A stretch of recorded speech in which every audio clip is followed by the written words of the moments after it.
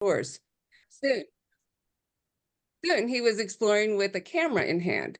He found himself drawn repeatedly to the ancient rock carvings and paintings. And Mike wasn't content with just taking superb photos. He needed to understand what he was photographing in order to understand the awe and reverence that he felt when gazing at the artwork from the past. Over the past 13 years, Mike has expanded his knowledge regarding the location and number of these ancient artifacts, as well as their historical and cultural significance. Mike is the author of the recently released book, Prehistoric and Natural Wonders of Southern Illinois, and his photographs have been exhibited regionally, including an upcoming exhibit with the Illinois State Museum. Tonight, Mike is going to take us on a visual journey as he shares the intimate relationship he has built with these sacred sites. His images and his stories about how he photographed these places are sure to educate and entertain us. Now, I found out a few days ago that we're going to be in for a special treat. We're going to be some of the first to see images from a recently discovered major cave discovery that Mike was called in to photograph. Now, ever since he told me, I have felt like a kid waiting impatiently for Christmas to come. And tonight, we finally get to see what's under the Christmas tree, or something like that. And now, Mike Chervinko. Hello, everyone. Thank you for the wonderful introduction. My gosh, that was thorough enough. I don't feel like I need to say anything else. I can just click through the pictures and be done with it. But so yes, so I wear. Before you start, we can't see the presentation. Oh, it says it's paused. Now I was doing this pause business last time. Wait, all right, let me get out. It's being goofy. I gotta click around until this works.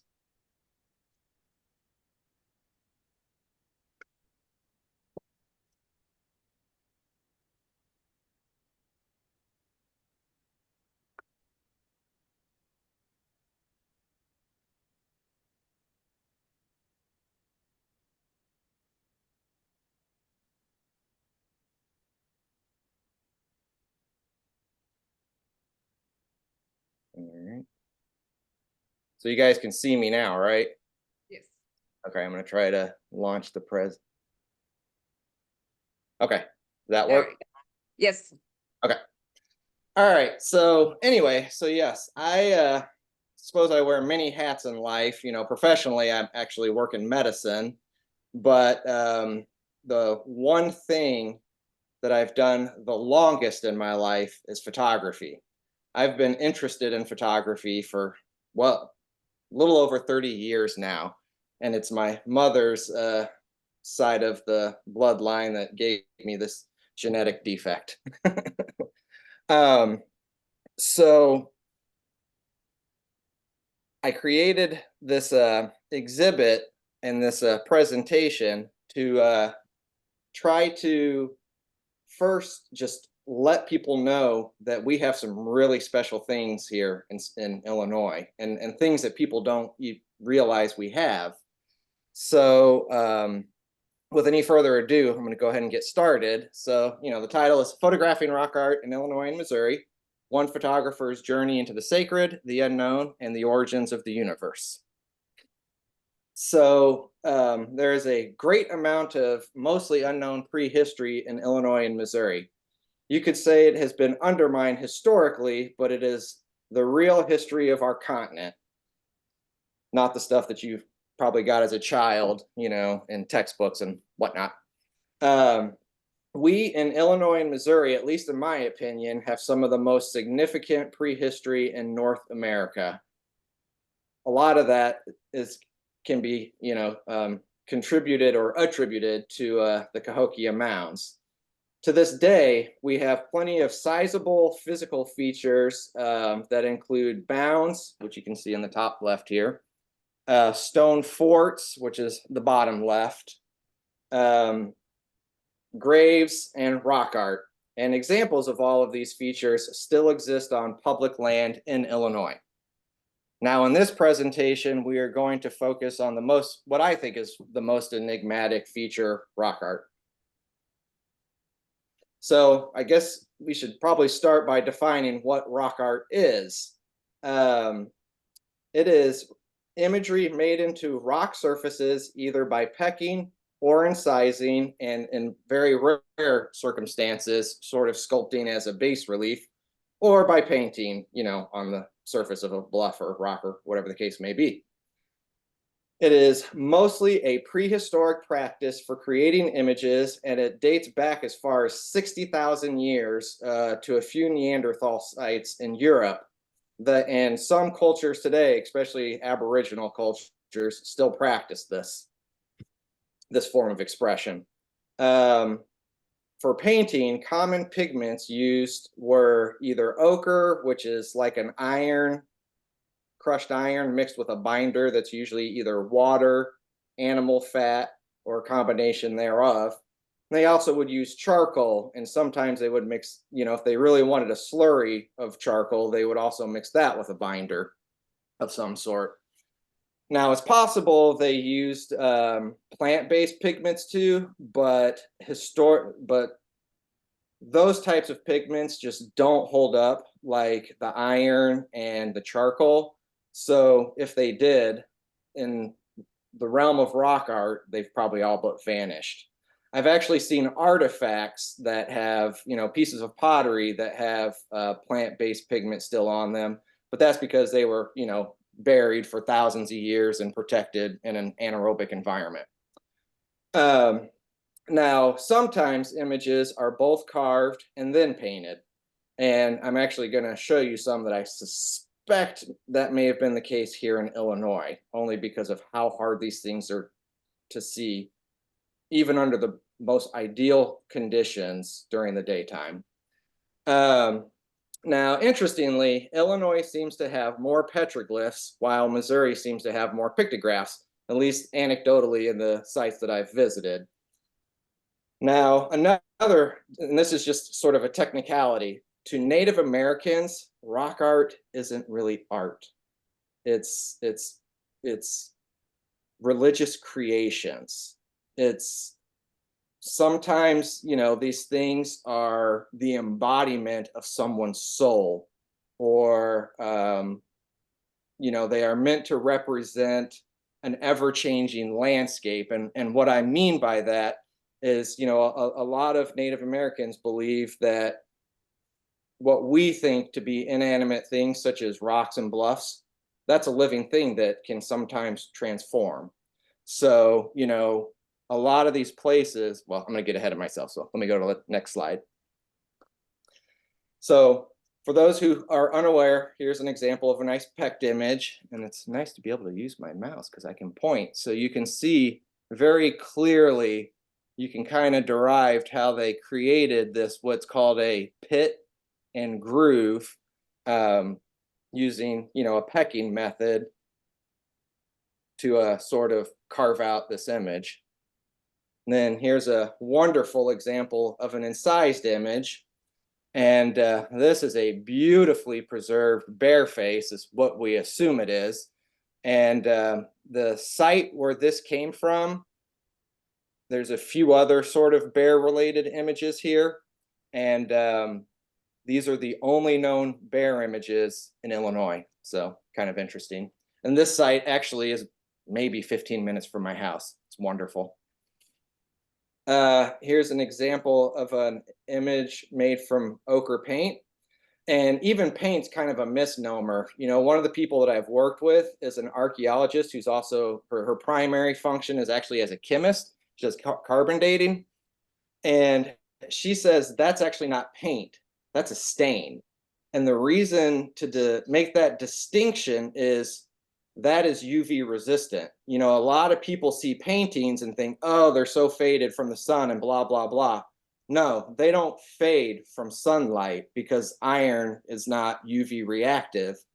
The reason a lot of them appear to be so faded is either because the paint that was made on the spot by the Native American was too thin, so it's just kind of faint because of that, or because these are so old, new accretion has developed over the top of the original pigment. So you're looking through a layer of accretion which makes it, which kind of masks it and makes it look older or more faded than it actually is. So anyway, this one represents, they think, steak skins. So kind of interesting.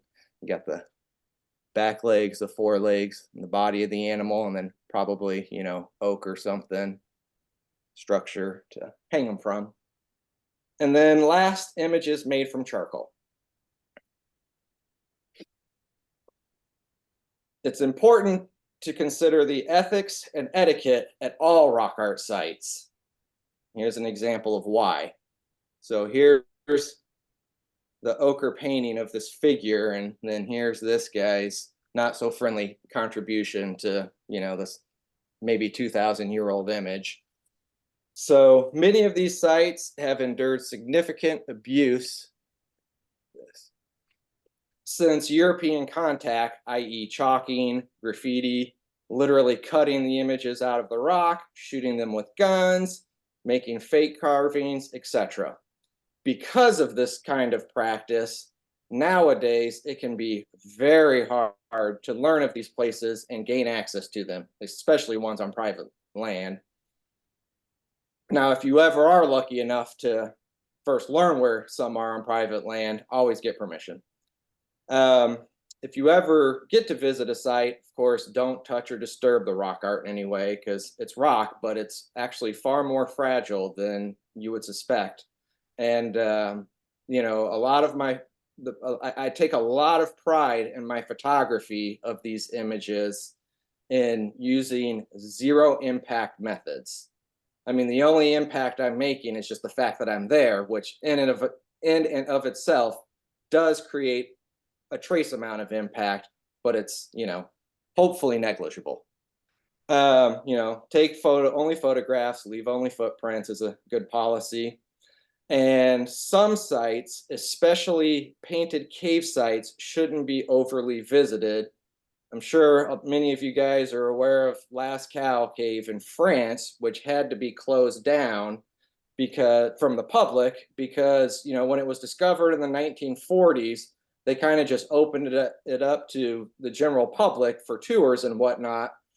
And despite people being respectful and, not defacing, so many people over decades and decades of visitation, the humidity from their breath changed the micro atmosphere in that cave to make it such that it was hospitable to funguses that then started to grow and eat the paints. So that's how fragile these places can be. Your breath can potentially destroy one. But in short, be a good steward for all of our really natural and cultural resources. Oh. All right, so my history with photographing local rock art. In my late teens, I came upon this book that was, it's a local book called 50 Nature Walks in Southern Illinois. And I've always been into hiking and, the outdoors in addition to photography. So I thought, cool. And one of the features, one of these featured 50 spots were these petroglyphs that I had never heard of. I knew that they existed out west, but, never heard of them in Illinois. Well, lo and behold, here's some being advertised in this book, and that can be found in this area called Fountain Bluff, which is about 25-minute drive west of me. So I, got excited. Of course, wanted to see these, wanted to photograph them. Made a few futile attempts because, of course, the book just kind of gave vague directions on how to get to them. Failed. So, given enough failed attempts, I kind of quit. And then life sort of just started to happen. And, my dreams of seeing these kind of fell to the back burner, but never totally got extinguished from my mind. And it wasn't until in my early 30s when my career was going, my family was going, everything was going, the moon aligned with the sun and the stars, and a rainbow happened. And I decided to get back into searching for some of this local rock art. And my job was pretty stressful at that time. So hiking, photography, and looking for rock art was a great outlet.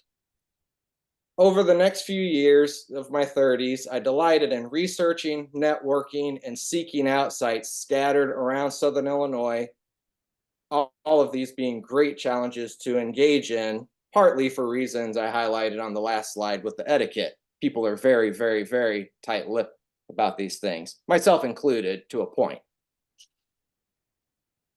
So here's a picture of a young, burgeoning, young 30s rock art enthusiast. This is a wonderful site here.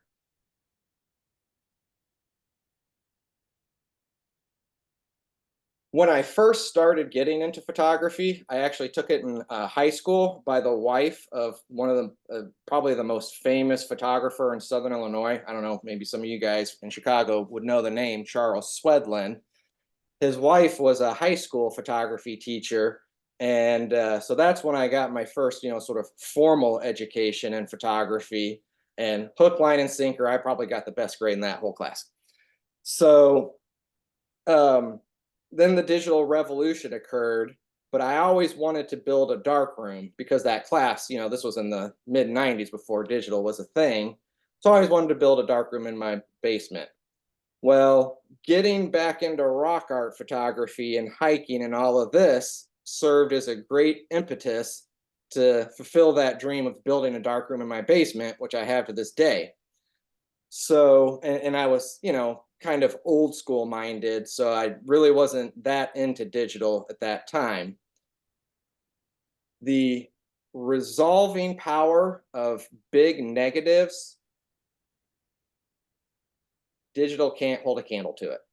So I made a decision to haul around this cumbersome, probably 10-pound field camera that's a 4x5 camera to photograph these using sheet film, 8 shots at a time, which is actually only 4 because you want to take 2 shots of the same thing in case one of the negatives has dust or something on it, and you want to get as good a result as you can. So that's what I did for about 18 months. But as time passed, film and darkroom supplies got too expensive for 4x5. I mean, gosh, nowadays 25 sheets is probably $100 or more. So it's getting quite expensive. And the developing chemicals aren't getting any cheaper either. So this is actually a scanned negative from my 4x5 days. Now, black and white photography offers some advantage over color in that the tonal range is a narrower dynamic range compared to color. And what I mean by that is this is taken in very flat light. So these shadows in reality were very bright, but because of the narrow dynamic range of black and white, you can kind of, accentuate things and really pull out some just amazing detail pretty easily. Now, the cheap and lazy way to do it black and white is to chalk everything in, but we now know that that's very damaging and discouraged and blah, blah, blah. So just learn to be a better photographer and you can still get great results even with black and white film. Now, it wasn't until late 2018 that I finally broke down and bought a nice digital camera because I did want to do some good color. So it took a while, because I was pretty much exclusively film, but as my digital rock art photography skills improved and people began to take notice of the body work I was amassing, and people, sorry, I just read that, and people began to take notice of the body of work I was amassing. Consequently, people started suggesting that I needed to write a book, and eventually I did. I mean, I was actually kind of resistant to it, at least now, because, I've got a family and kids and blah, blah, blah. Well, a good friend of mine now, who I met, Mr. Mark Leach right here, lives in St. Louis and is also an author. He's the one who convinced me to do this book because he basically offered to put the book together, which was very nice of him. Now, during this time, I began to venture into Missouri as well because I, started to learn of some nice rock art sites. that were on public lands. But after writing my book, things in Missouri became much more serious. I was recruited to become the photographer for a St. Louis-based rock art research team, the Dr. Michael Fuller Rock Art Research Team. Now I spend my time trying to figure out ways to improve my photography of these images, if even only by 1%. When possible now, I also try to photograph them in ways that might be emblematic to the indigenous beliefs, which is a kind of maybe a controversial thing to do, but anecdotally, any Native American that I'm aware of who's seen my work has only been appreciative of it. So I take a lot of pride in that. In many cases, these shots are the result of dozens and dozens of older shots taken trip after trip to the same sites that were rejected. And the reason that is, I mean, these places are fairly close to me, but you still have to travel to them. You still have to hike to them. And very few of these are easy to get to. And so it just takes time to learn the proper conditions, the time of day, is it better when it's overcast? Is it better when it's sunny? Does it need to be morning?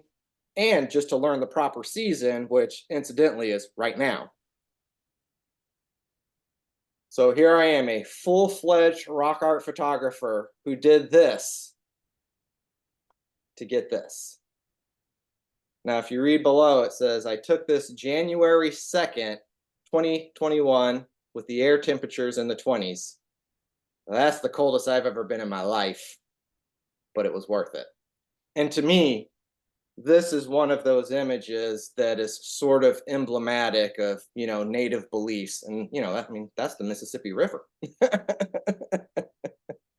And there's quite, if I had just buku time, there's quite a story to getting here, seeing this, and building up the gumption to step into the water to capture this way. Because the bank is off to the right. So when we arrived, we were looking at the backside. So we didn't even know if the bird was fully sticking out. It was high drama. All right, some things I've learned over the years of doing this. So viewing and photographing our local rock art can be very challenging. They are ideally viewed after the leaves have fallen. So here I'm taking away a lot of the mystery for you guys and a lot of the grunt work. They are ideally viewed after the leaves have fallen, and viewing is best on clear days, especially in December and January. The key being the closer to winter solstice, the better your natural shadows will be. The great challenge to often encounter in clearly seeing our rock art is likely contributes to it being undermined historically by people, including archaeologists. It takes studying the movement of the sun to determine the best time of day to view the petroglyphs and photograph them. And even with the leaves down, shadows from trees in the woods are problematic. I love trees, but I hate trees. Artificial lighting does help and can help, but natural lighting under ideal conditions is the most impactful, at least in my opinion. However, artificial light is needed when the carvings are in areas that never see the sun directly, which is, such as in caves or along the north side of tall bluffs. Sometimes night photography is necessary for heavily eroded petroglyphs. It's pretty rare, but it is the case for some of the sites down here. That said, many of our glyphs appear more eroded than they actually are. So, and what I mean by that is if you can catch them right during the daylight, you'll be surprised at how deeply incised they still actually are, despite under normal conditions looking at them and think, God, that thing's basically gone.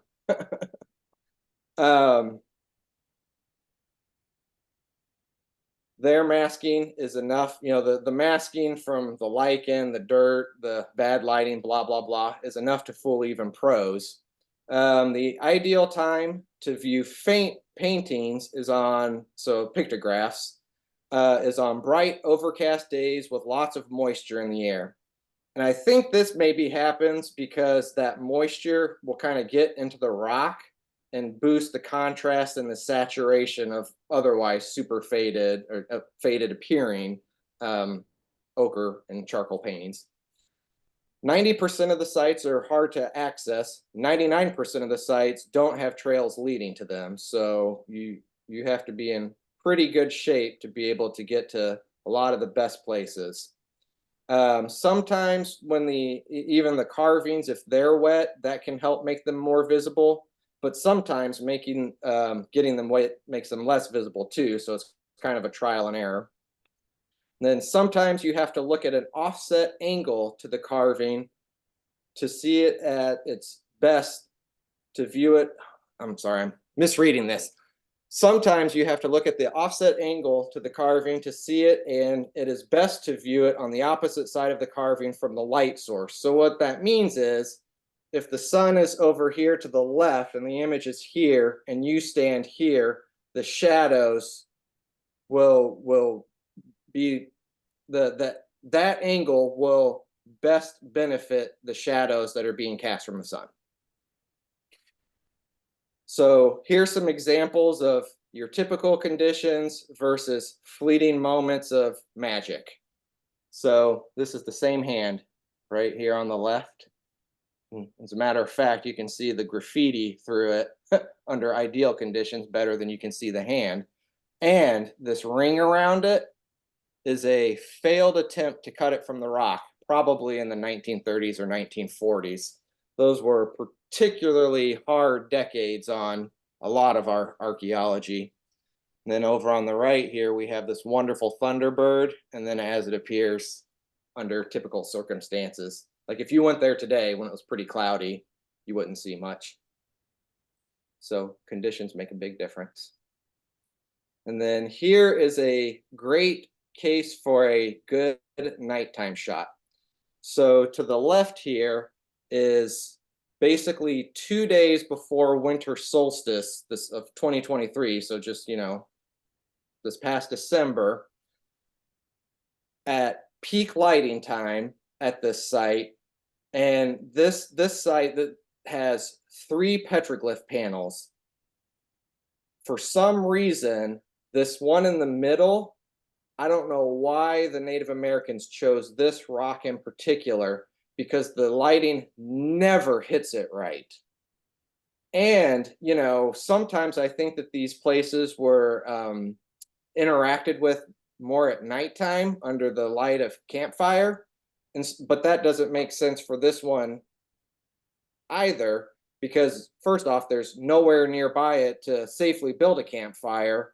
And this is on a slab facing the sky. So, the shadows wouldn't really be cast from a campfire light anyway. So this actually is kind of a one that I think maybe they carved it and painted it. I don't know. But at nighttime with proper artificial lighting, voila. And what you have here is a perpendicular bird-like figure who has, here's his beak and his wing. And then on his head here is a Mississippian motif known as a bilobed arrow headdress. There's a kind of a whole mythology surrounding the bilobed arrow that's long enough for its own lecture. And then here you have a very boy kind of warrior figure who's wielding an axe and then a quartered circle shield. He's got his little legs here. There's other images on this rock too, like here's another kind of axe thing right here. But these two are the most spectacular images on this particular panel. All right, I gotta move this thing again. Sorry, guys. Tips for artificial lighting. So use handheld lights, not flashes, for best results. And this is for any photographer out there, anyone who wants to try to photograph these things using artificial lighting. So achieving good illumination with artificial lighting is a highly, highly nuanced practice, as I've come to learn. It's best to hold your constant light at a steep angle, or your continuous light at a steep angle, So it rakes across the carving, and that's kind of how you get these nice shadows here. Try to get the light as evenly across the scene as possible, and that's why I included the second one. So in this example, you can see his legs are kind of darker and this area is darker, whereas here the whole thing is kind of nicely illuminated. Another good goal is to tweak the lighting so the shadows look pleasing, because if you even just micro adjustments, if this shadow suddenly is this long, it doesn't look good. It becomes too contrasty, it's too distracting. So there's kind of an art to even just getting the shadows just right, at least in my opinion. So yeah, not too fat, not too slim.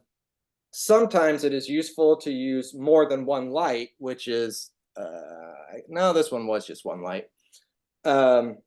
Is especially true if the rock surface where the carving is too bumpy, which in the case of the bird who is above him, the rock face actually is kind of like this, and the high point is where his back meets the wing. So his wing actually slants this way and his body slants this way. So that image, I actually did use two lights. You kind of have to play with the light distances so the the illumination is the equal across the scene between the two lights. Sometimes, or in the example here, the top picture, I already said that. All right, so this is just to illustrate how elusive and finicky scene rock art can be. See him? 2 feet here, and at the wrong angle, they're gone.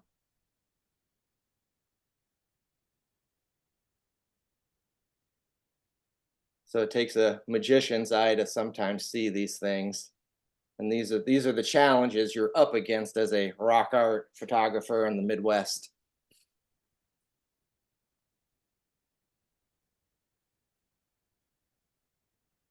Okay, another piece of technology that I more recently have acquired is the ability to do some focus stacking, which gets everything as sharp as possible. Now, earlier before the meeting had started, we were talking about this process called photogrammetry, where you take photos across the entire scene, hundreds if not thousands, and at different angles, and then you use software to create sort of a 3D model. This is sort of similar, but in this instance, you're not creating a 3D model necessarily.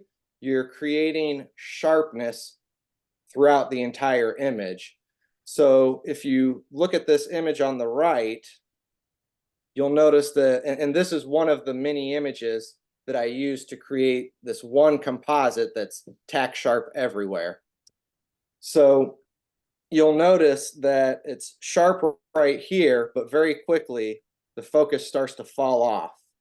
And sometimes you have to get so close to these images that even if you stop your camera's aperture way down to try to get your depth of field as big as you can, and you macro photographers will know what I'm talking about, you still just can't get adequate depth of field. I mean, this is probably shooting at f/16 or f/22. And so I ended up taking a total of, I don't know, 17 or 20 images. And then, the software combines all the sharp parts and spits you out one beautiful, super sharp image. My take on tasteful photo editing. And these are all mistakes that I've made, so I'm not trying to impart any judgment on anybody.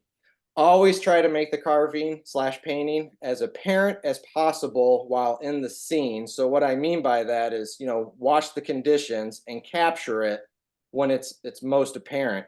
Don't take a photo under bad conditions and try to fix it in Photoshop later. You just won't get the same results.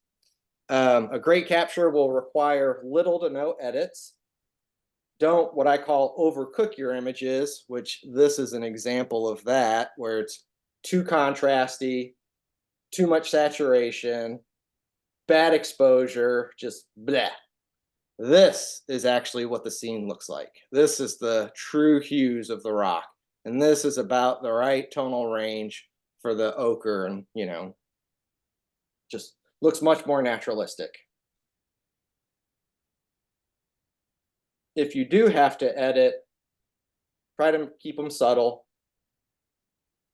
Just makes things a little bit better. And honestly, I guess what I practice is what's considered straight photography. It's a type of photography. Everybody's seen these images of landscapes where the landscape looks so ethereal that it looks like it's from a fairy mountain forest or something. That's not what I'm trying to do. I'm trying to show these things as they are. And so when people do photography, its purpose is to look as realistic as possible. It's known as straight photography. In extreme cases, there's a software called D-Stretch, and it can be a very useful tool for seeing details in extremely hard to see images, but in my opinion, it completely ruins the aesthetics of the image. So this bottom is an example of that. So you've got this figure, and this is as good as I could possibly get this under natural conditions. But over here, you have the D-Stretch program rendition of it. And so this is useful, for researchers who want to quickly and easily see all the details that they can. So why all of this effort? Why do I do this? I have a since I was a teenager, I've loved the humanities. And to me, these are kind of our Roman ruins. There are a very limited number of serious rock art photographers east of the Plain State anyway. I always want to say east of the Mississippi, but Missouri's west, so I have to come up with a different way to describe that. But anyway, it's quite a niche. I mean, in total, including myself, I know of 4 Midwestern serious rock art photographers, because it's hard work. It's very hard. I also do this, I feel like my photography of these images is sort of my contribution to the field of archaeology, because sadly, even under the most ideal circumstances, we are creating, man is creating an environment that is very hard on these. Acid rain has done detrimental damage to a lot of our rock art, especially images, that face the sky that get pounded with rain. So, in the future, a lot of my images will be all future archaeologists have to go with, in trying to study these things. So basically, someday these things will be gone, and maybe soon. I actually saw where there's a rock art site in Michigan called the Sanilac site. And some of the images on that, and it's covered, but it still gets, rain still gets into it. Researchers there worry some of the images could be fully eroded within the next 20 years. And I mean, these are images that look great for well over 1,000 years. And since the Industrial Revolution, they've effectively melted. The other reason I do this is it's just plain fun. I'm a very physical person, and there's no engagement like getting out there in the woods and getting yourself lost in hard to reach places and doing great photography, hopefully great photography. Okay, so why did people or prehistoric people carve images into rock? First and foremost, as many people assume, that it's not doodling. These places are profoundly sacred, and it seems to be sort of a basic need to humans to try and understand where we came from, and if nothing else, create mythologies on where we came from. And this ability, to kind of think abstractly is a fundamental part of what makes us human. There's just this innate compulsion to leave our mark on the world. And a sort of interesting tangent that's related to the graffiti that's now being put on some of our rock art is this. So in Europe, they have images that date back 40,000 years, 60,000 years. But at the same site, they'll have other images that are much, much newer, say 20 or 15,000 years old. So, the newer cultures are seeing these mysterious images that they knew nothing of from thousands of years ago, scratched their heads, thought this place must be somewhere sacred. I'm going to make my mark.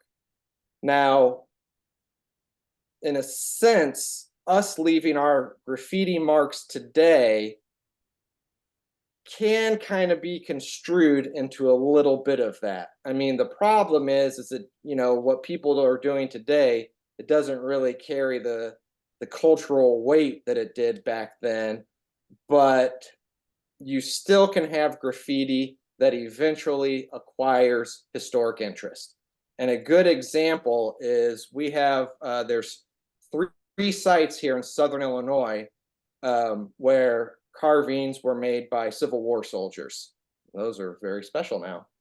At the time, they were just graffiti, but now, oh, this was left by a Civil War soldier. So, you know, with that understanding, you can kind of see how maybe even some of our graffiti that's been layered on top of the older stuff in 100 years, 200 years, 500 years, people will start to derive cultural meaning out of that.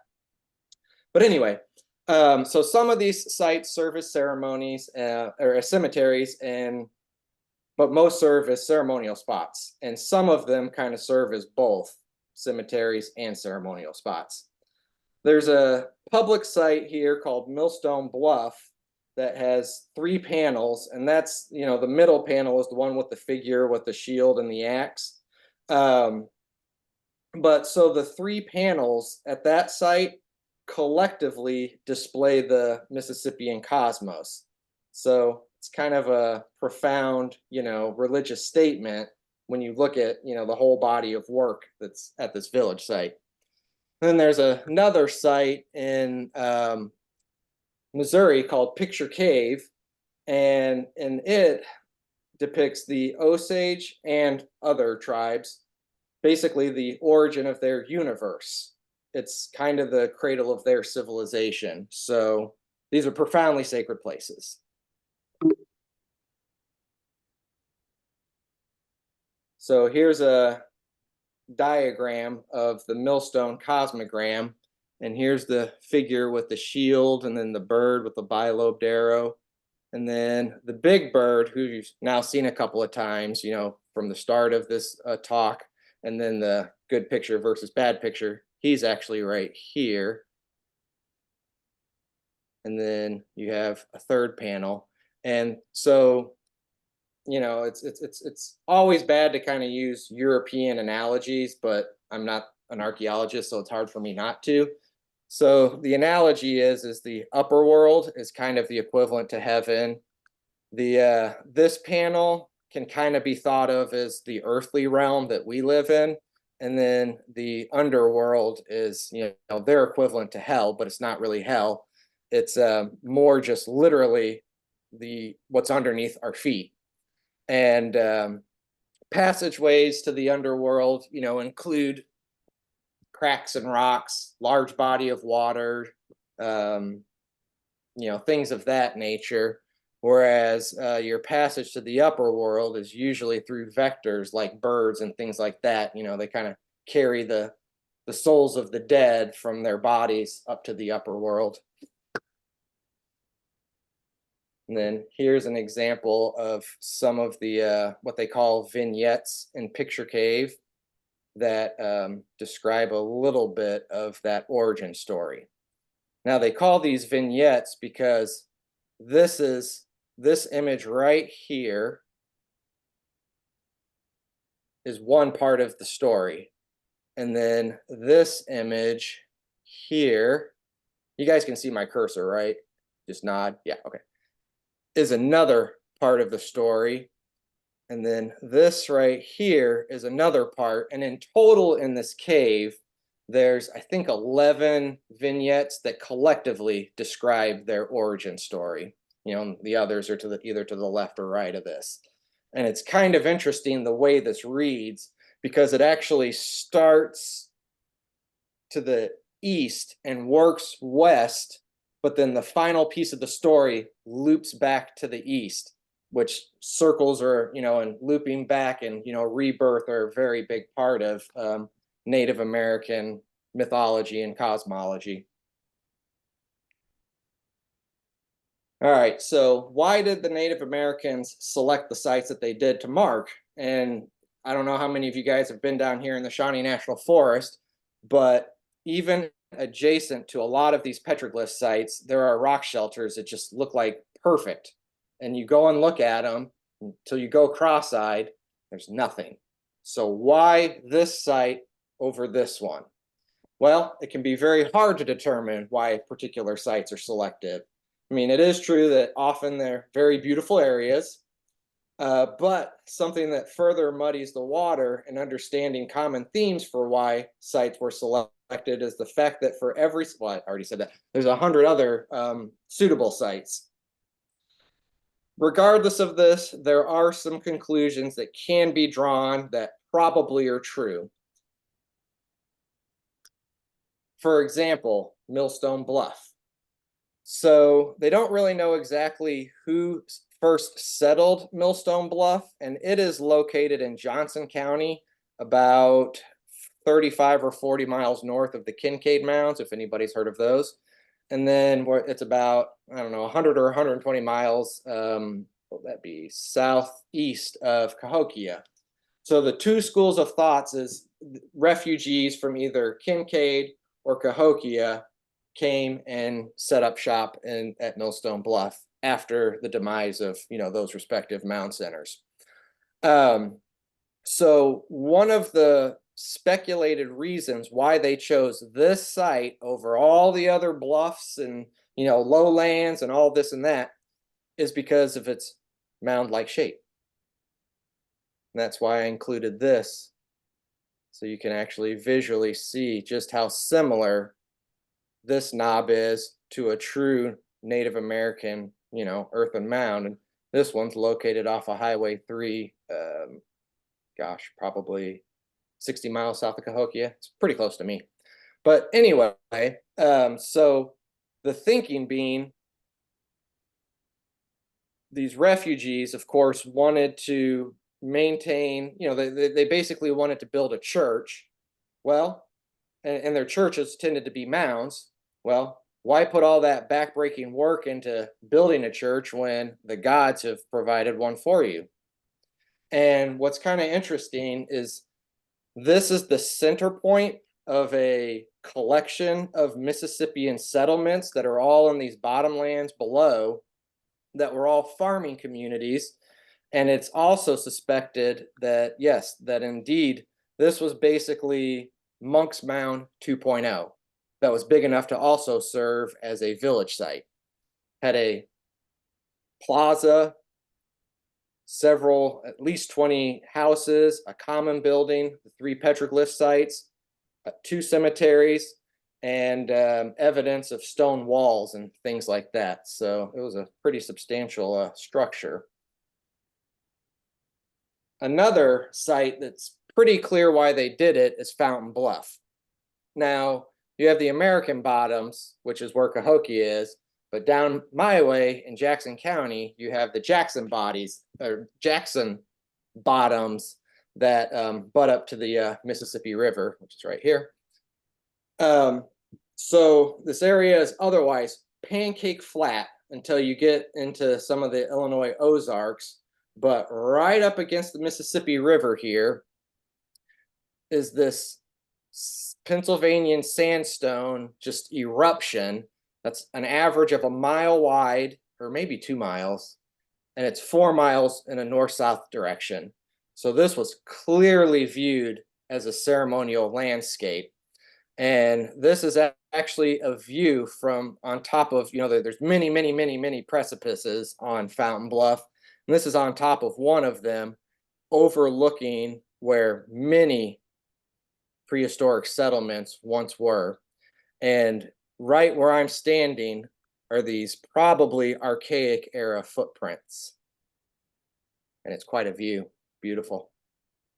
This is completely on top of Fountain Bluff, looking west. Like I said, it's just this amazing bend in the river there. It's a great spot. Other sites were caves. And so, I mentioned earlier that large bodies of water, cracks in rocks, well, caves are also portals into the underworld as well. And there's evidence of some degree of mining. They would, go into these caves for gypsum or, other minerals, fluorite, things like that. And so, because these are coming from the underworld, these places are sacred, and the items that they're bringing out are sacred. So these are suitable spots for to conduct rituals and things of that nature.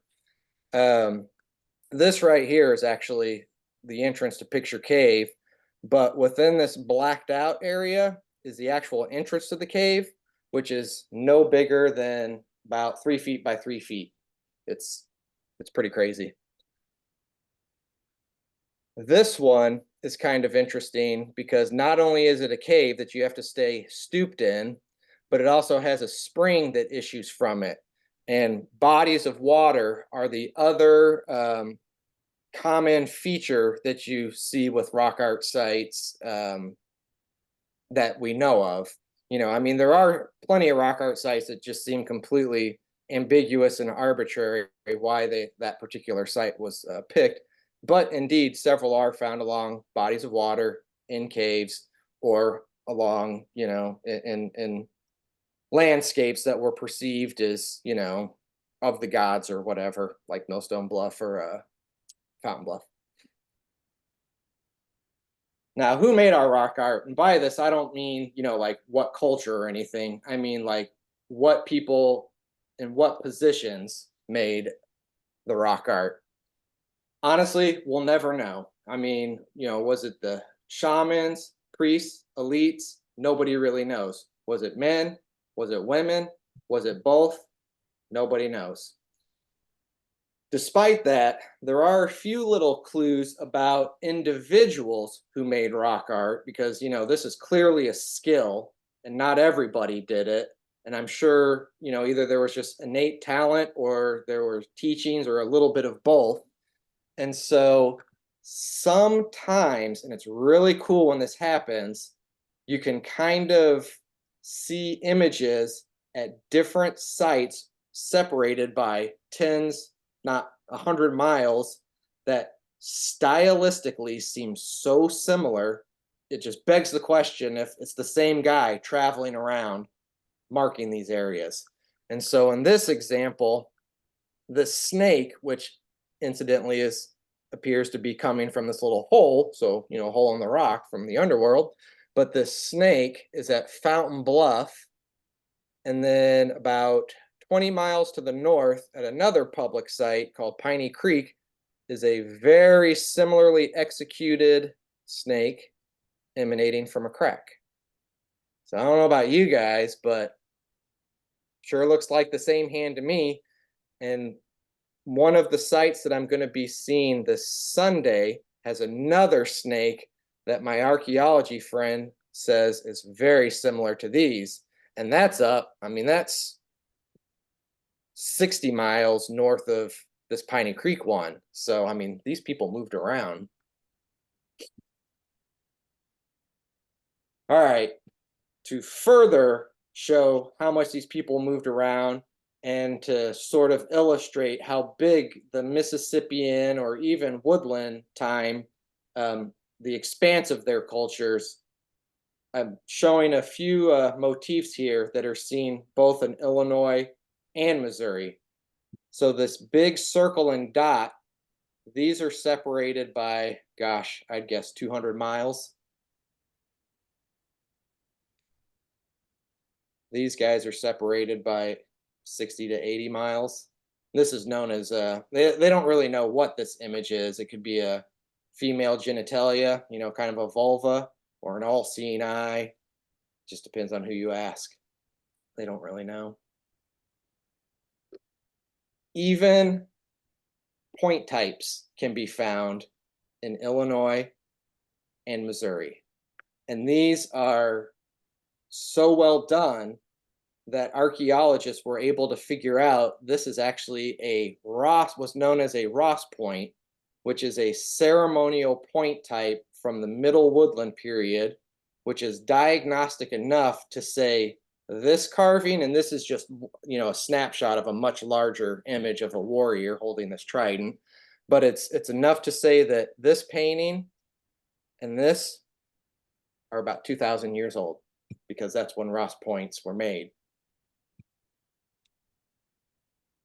Now, the rest of this presentation is just sort of eye candy, and, you know, my stories of getting the images, or, you know, maybe just some factoids about some of these sites. So we're about halfway through here. Hang tight.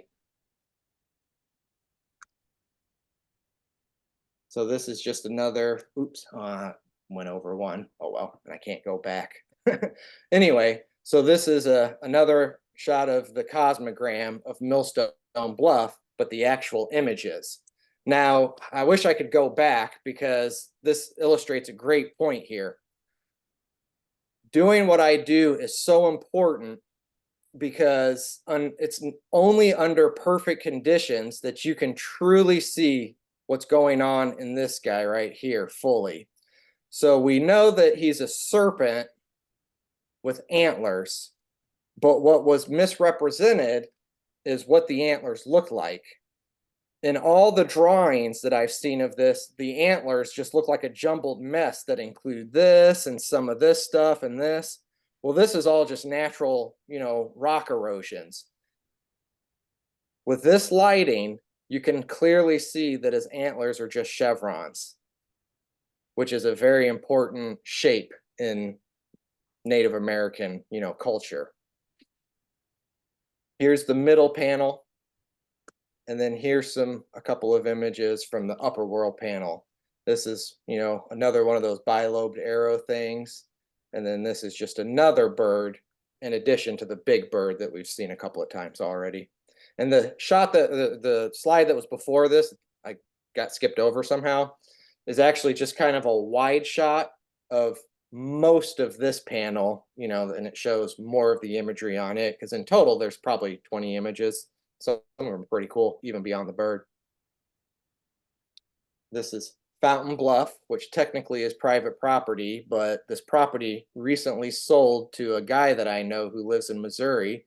So it's always a good thing to have friends who have money to buy cultural resources. And this is an example of a site that is not only ceremonial, but also a cemetery. They excavated, I think, 3 or 6 graves here. And this guy, I don't know if you guys can see it, is my picture right there. And that's one of my film shots. Now, the fella, Mark Leach, who got me convinced me to write the book, I'd mentioned he's written a couple of books, and one of his ideas in his book is in the year, I think it was 1053 or 1054, there was a supernova. And it was so bright that, you know, for weeks it could even be seen during the daytime, you know, in the sky. And it was, you know, a much brighter object for a couple of years during the night sky. So this correlates with the fluorescence of Cahokia. So top Cahokia archaeologists speculate that the supernova could have played a role in the development of the then cult sort of religion that was generated from Cahokia. Now, my friend Mark thinks that this is a depiction of that supernova, because it happened in the star was one of the stars in the constellation Taurus, and then I suppose he thinks this represents the supernova itself, and of course the bird is always associated with the sky, and then the crescent moon is kind of a mystery. But there are other rock art sites out west and in other countries that have similar styled depictions. But Mark says that actually this one here is probably the clearest, you know, that points the finger to it being the supernova. So kind of cool. Wonderful site. Now this guy here, who you saw on my focus stacking slide, archaeologists here think that this is an incarnation of one of their a Mississippian mythical figure known as either he who wears human heads as earrings, or Red Horn, or Morning Star. And by Morning Star, they literally think the Morning Star is that, an embodiment of that figure.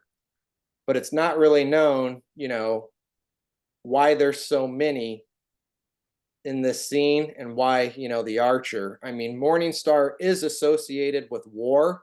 He's kind of, I guess an analogy is he's kind of a Herculean character.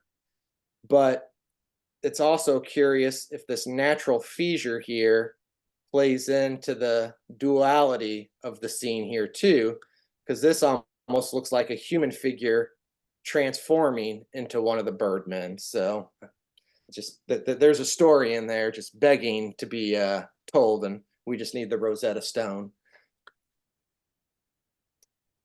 This is maybe 15 feet to the left. So this panel here is just over here. So this is just to kind of illustrate just how beautiful some of these places can be. I mean, this waterfall is just, you got to go after a good rain, but when you do, it's very, very beautiful. It's a great place.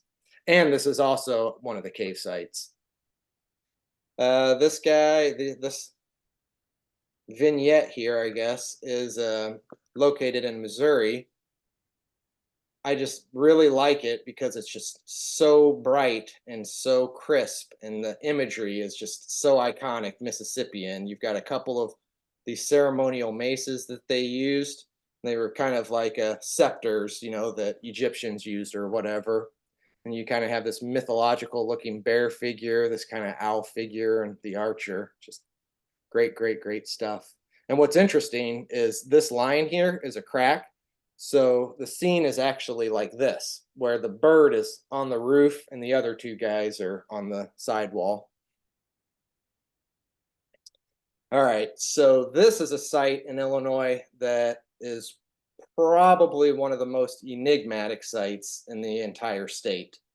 And I say that, now nothing has ever been, scientifically verified or anything, but it is highly suspect to be a naturally occurring winter solstice site. So, well, let me just click to the next slide and I'll show you what I mean. You guys can come to your own determination. So this is the same site with these two time lapse. And so what happens is the light casts on this face here, and as the sun sets and actually starts to move a little bit north, on the winter solstice at dusk, all this light starts to channel into this crevice. Now, in addition, caves, crevices, and cracks in the rock, in addition to being portals to the underworld, they are also portals to where the first woman in Native American lore lives. And sometimes crevices like this can be construed in phallic ways. So just imagine that this is kind of a vulva, and then the sun, according to Mississippian or Native American lore, can turn into a human. And so sort of the idea here is you have father, son, first woman coming together in union through the sunlight and this crevice. So I'll just let you guys watch here. And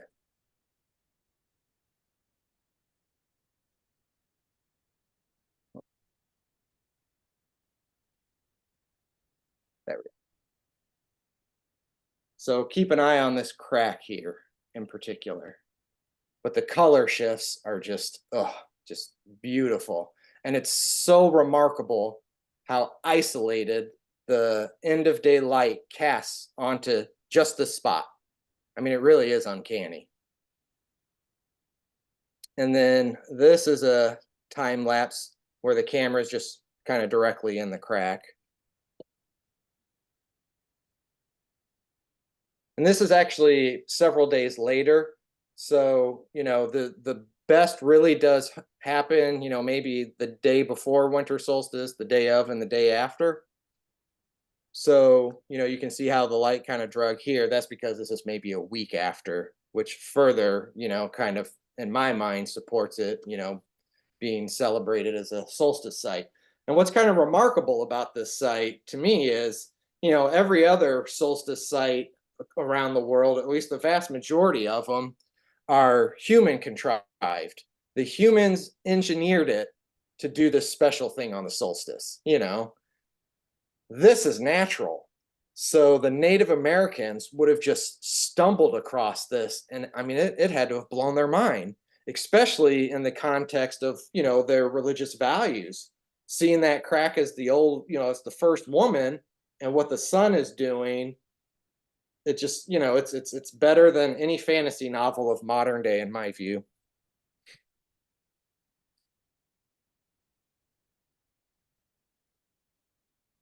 I call this one, he was about a size 10 too. This is a wonderful public site in Missouri, Washington State Park. There's actually two sites at the park, one smaller than the other. This is the bigger one. And this site, gosh, there's got to be 300, 400 images.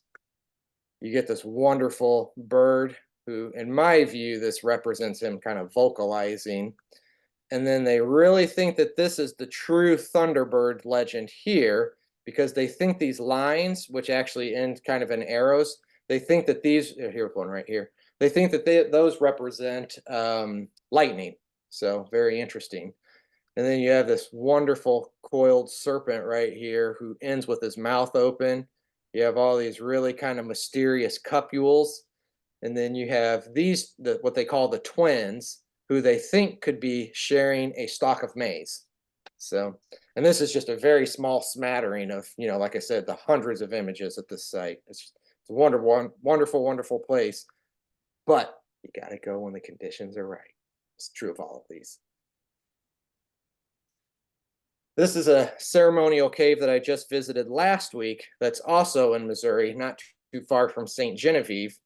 Now, what's really striking to me is if you remember those two birds from Washington State Park, I don't know about you guys, but stylistically, these guys just really seem to have a lot in common. So again, that kind of supports the same person or people moving to these different sites, almost looking for sacred landscapes to mark. And this was that cave where the spring was issuing from it. As the crow flies, this is probably 20, 25 miles from Washington State Park. They think that this is a sort of a incarnation of that Birdman figure. But what's interesting is that other style that I showed you earlier, where he's got kind of the bulbous body. This is that version is seen time and time again on the Southern Illinois landscape, and only in Southern Illinois. This version is this guy with legs is a unique version. And it kind of looks like, he's in a dancing posture, kind of throwing his hip out and, kind of. Here's that more typical, and this is it. So that other guy was at Piney Creek. This guy's at Piney Creek too. This bulb is supposed to sort of represent like the tail of a bird. And then of course his arms are the wings. And the X represents that bilobed headdress that other bird. And then this is just a wonderfully executed but very hard to see bird at Piney Creek. This is another Missouri site with just a wonderful handprint, and then two wonderful birds. My friend who's an archaeologist thinks that these look very Oneota in style. So kind of Oneota, which would be very late Mississippian culture. This is probably the best and most enigmatic only painted site in Illinois. And the Illinois rock art expert thinks that these are probably from the late 1600s, early 1700s, when there was a buffalo kind of tannery along the banks of the Ohio River. and they recruited Muskogee or Muscuda, one of the two Indians from up north to come help them. And they think that those Indians who helped found this spot and heavily marked it because there's images over here, but they think that it's, from the buffalo trade because of this stretched skin. And there's other kind of stretched skinned appearing images, over here and stuff. So really, really neat site. Private property though. Okay, now this is interesting. This is in a Missouri site. It's an archaeological site that's been known for decades for finding artifacts, but no one had ever reported rock art there. Well, over those decades, this place became tremendously graffitied. And if you can remember back to the slide where it was the points, the Ross blade points, the one on the right, which was painted, you could see some graffiti over it. That's this. So when I went with Dr. Fuller and an archaeology chemist who does carbon dating, he wanted to stop here to see if there was any rock art. We had no clue. Well, after about 20 minutes of searching, you really have to kind of cross your eyes and, squint hard for some of these images to start to come out. We did indeed start finding quite a few pieces of rock art. I think in total we maybe found 15. Well, it included this hunting scene, which this guy is part of. He's throwing this spear at a nearby quadruped. But so I discovered this guy, and he's like on this hunting scene anyway, and he's on a low part of the roof of the shelter where you kind of have to be on your knees or even sitting and look up to see him. So he's kind of difficult to analyze. Well, I'm looking at him and I notice this, and I say, that looks like an atlatl thrower. So I called, which is a very, very old technology that the Indians used until probably about 500 AD. Then it was replaced by the bow and arrow. So, an atlatl would be kind of a diagnostic thing. Well, Dr. Fuller was like, oh, let's wait. We took a little sample of it for carbon dating. It came back at about 365 to 50 BC. So it's exactly middle woodland period. And that exactly coincides with the style of that Ross point. So I just thought that was really cool. And then the final place on our journey, the revisit to Picture Cave. This place, it's overwhelming being here. In total, there's at least 500 images, and it's all polychrome paintings. This is probably one of the most enigmatic and important rock art sites in all of North America for a lot of reasons. And part of it is because of, what it means to the Osage. But effectively, I kind of think of this as our Lascaux Cave. It's actually a two-cave system. Used to be one continuous kind of U-shaped cave where you went in one end and then you could come out the other end. But at some point in time, the middle collapsed. So now they call it a two-cave system, where the one cave has most of the images, but then there's still plenty in the other cave. This area is kind of an amphitheater, and it's actually quite comfortable in here. And this cave also is a hibernaculum for the endangered gray bat, the Indiana gray bat. Now, in addition to all these images here, you can see it's dark down here. You can actually make your way under there into another room where there's more imagery. And then down here, there's a hole that you can get into to descend into an even deeper area of the cave. And there's even more images down there. I mean, it just goes on and on.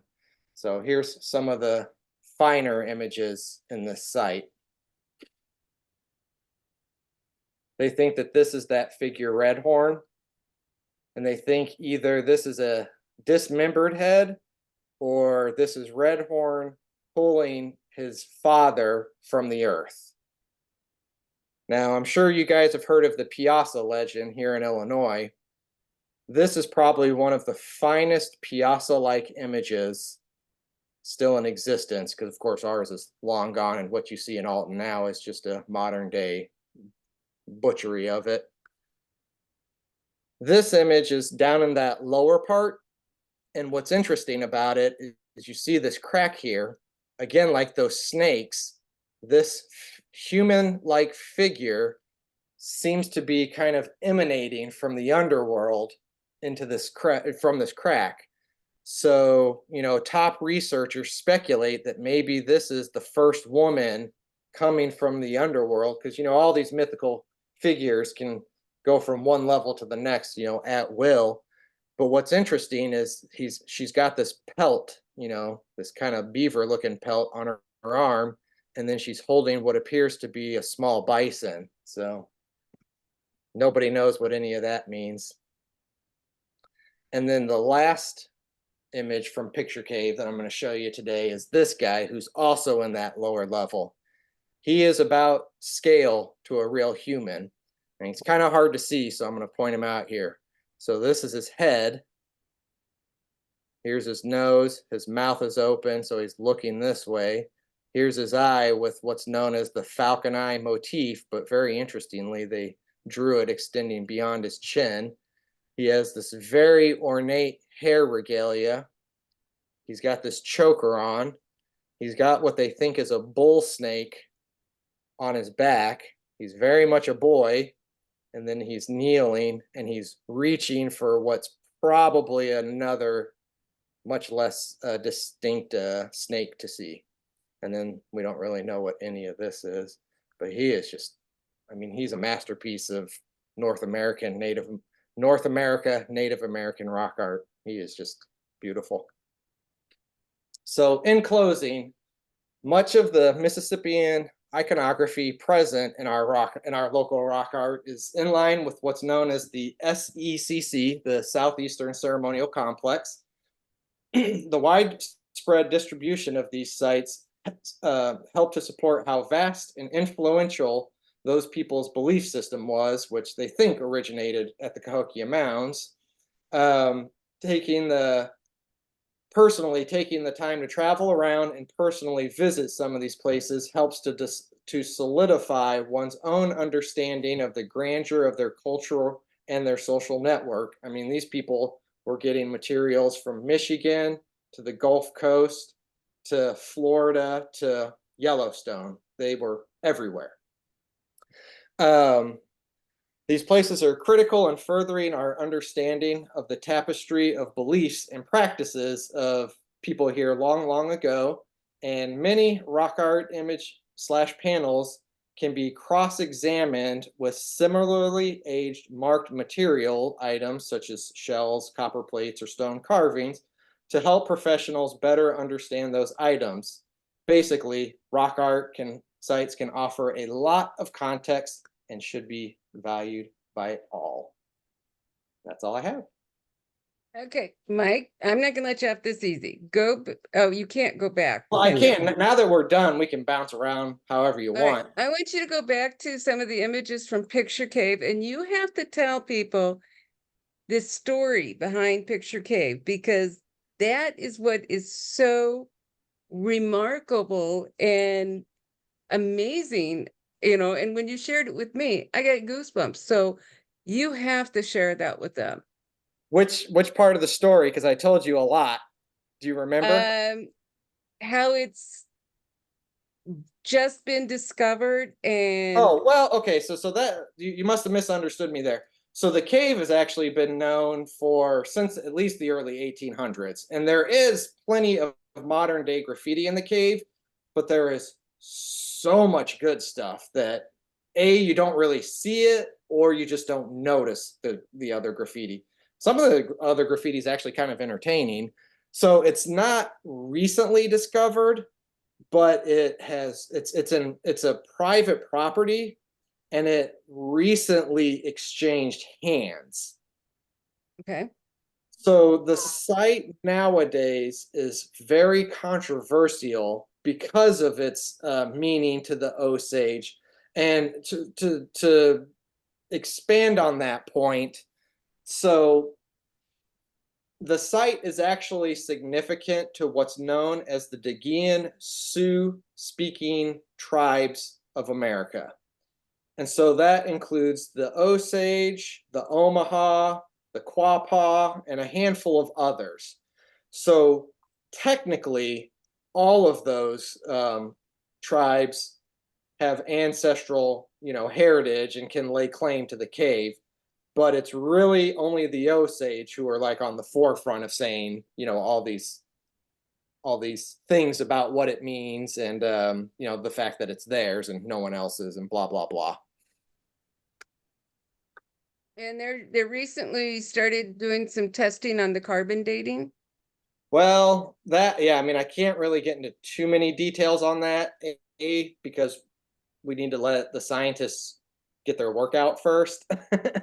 But yes, we are doing some really exciting science there that ultimately will help to prove the actual date of what could be the creation of the red horn, morning star, whatever name you want to call, but the genesis of him as a character in Native American lore / mythology.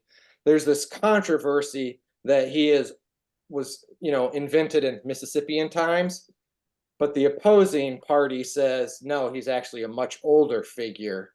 So if we can, get a date on him in particular, and if it happens to come back earlier than Mississippian times, that'll be a pretty big deal to a lot of Midwestern archaeologists. And these are the first photos coming out of Picture Cave. Well, no. So okay, so in the past 40 years, 3 academics have been allowed into the cave. Now, one academic has been allowed there many, many times, and she brought other academics with her, but she was the main academic. And then another guy from Tennessee was allowed 3 days in there. And then Dr. Fuller and our team has spent a total of 4 days in the cave. So another photographer who lives in Atlanta, Georgia, who's a rock art photographer,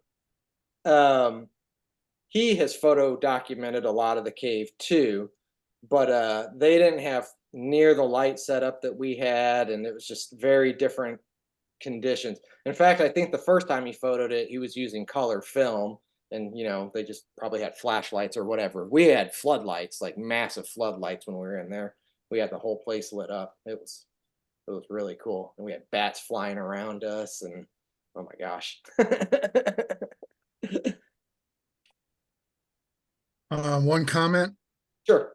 the supernova was the 1054 Yeah. supernova, first recorded by the Chinese, and it resulted in the famous Crab Nebula. Yeah, exactly. Yeah. And possibly resulted in the genesis of the Mississippian culture. There you go. So you had the one vignette where there were one of the first big vignettes that you were showing the multiple scenes out of. How big was that image in total? So which one? Here, I let me have just to go get out back of to it. this and get into. I mean, I don't care if you guys see my pictures; they're public. So let me just back out of this, and we can talk shop for as long as you guys want, and even beyond this, we can talk about trees, rocks, whatever you want. I have pictures of all of it. Oh, I think I have to stop sharing, so I'm gonna stop sharing to get out of this, and then I'll share again so you guys can see my regular pictures.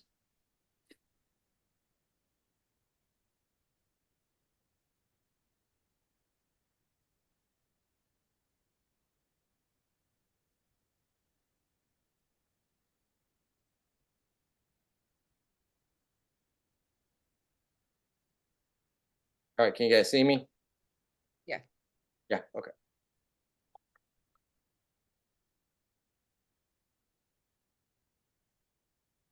I gotta say, this little bar with where I can see you people is kind of getting in my way.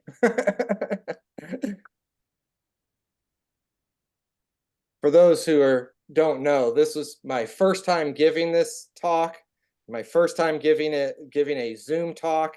A lot of firsts with this, so it seemed a little disjointed and discombobulated. I apologize. Getting used to a lot of firsts this time around.